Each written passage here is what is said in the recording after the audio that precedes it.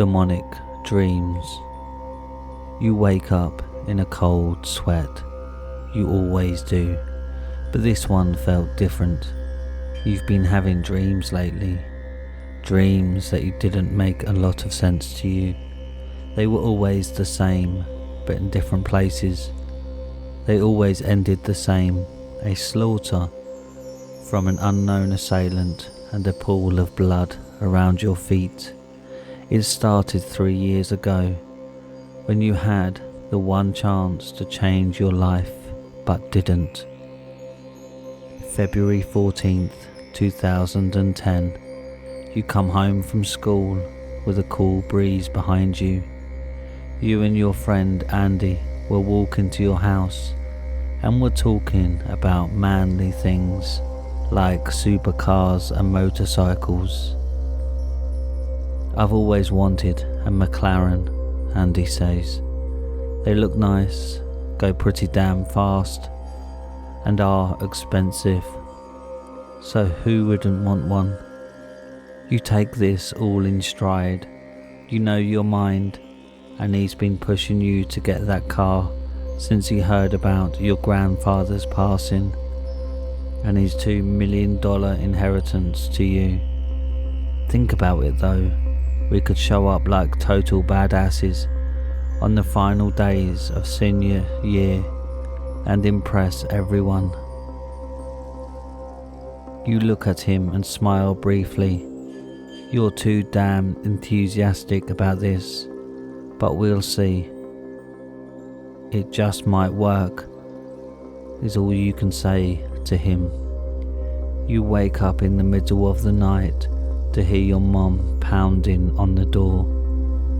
"Are you alright?" is all you hear from her. Then you hear her cry and an anguished gargle.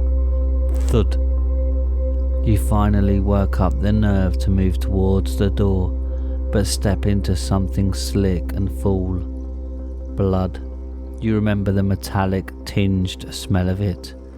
You get up and quickly fling open the door to see your dad standing there with bloodshot eyes.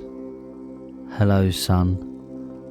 It's been 3 days since your dad killed your mother and you fled to live with Andy.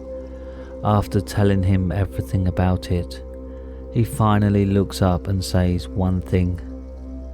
"I'm sorry, I caused this." You look at him with uncertain feelings, not knowing what he means about that statement.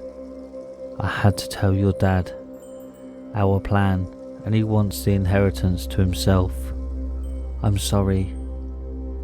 You look at him and realize that this happened out of self-preservation, as your dad has always been an asshole to everyone you knew.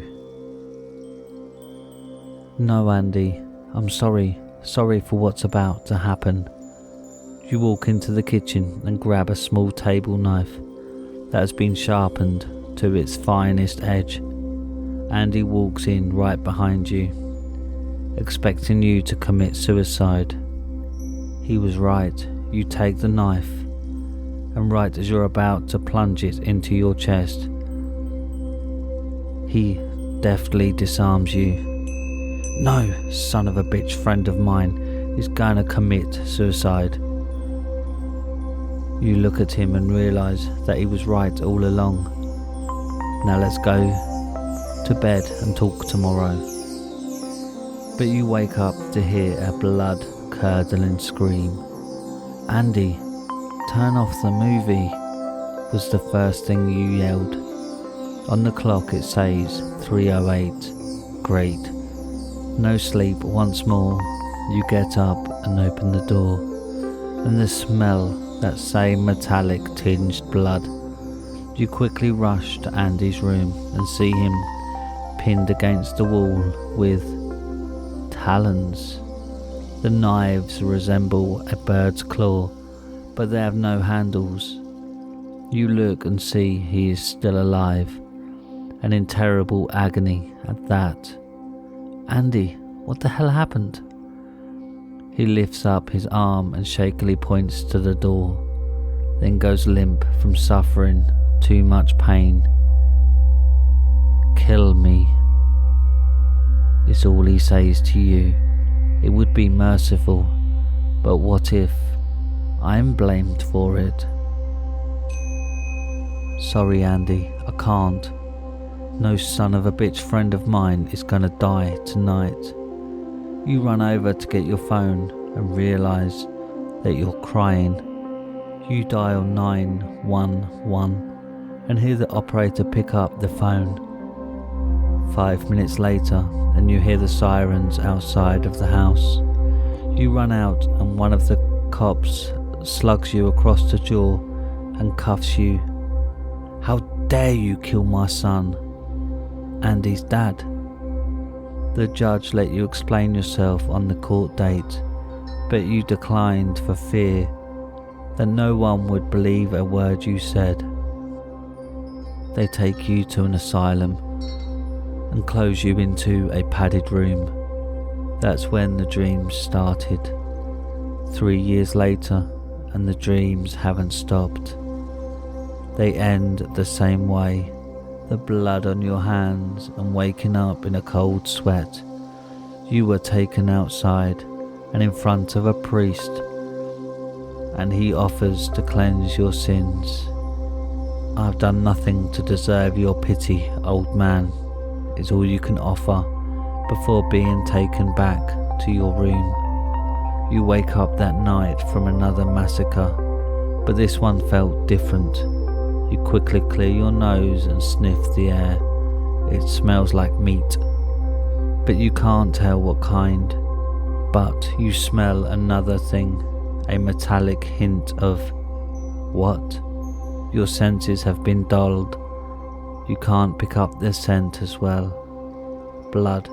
You remember and realise that after wiping your hands off on the mat, that you left a darkened stain. You've always woken up in blood, not sweat. But why? Why would you do this? You can't seem to remember. You quickly recall your dreams and realise that there have been mirrors. You looked into those mirrors to see your own reddened eyes, not bloodshot, but actual glowing red eyes. I've been the murderer all this time. Me. The guard takes you down the stairs, and in front of a firing squad, you are sentenced to death for the murders you've committed.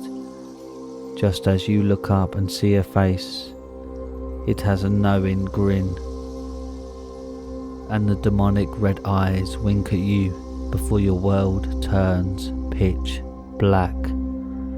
The agony of the mind.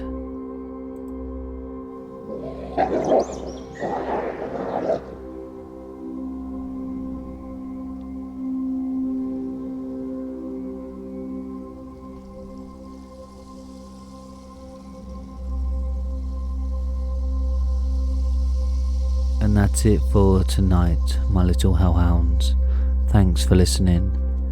If you've enjoyed tonight's scary story, then don't forget to subscribe and click the like button and click the bell icon so you get notified every time I upload. If you have any scary stories you'd like narrated on the channel, then submit them to Reddit r/homeofscares and follow me on Twitter at homeofscares. Now, good night, my little hellhounds.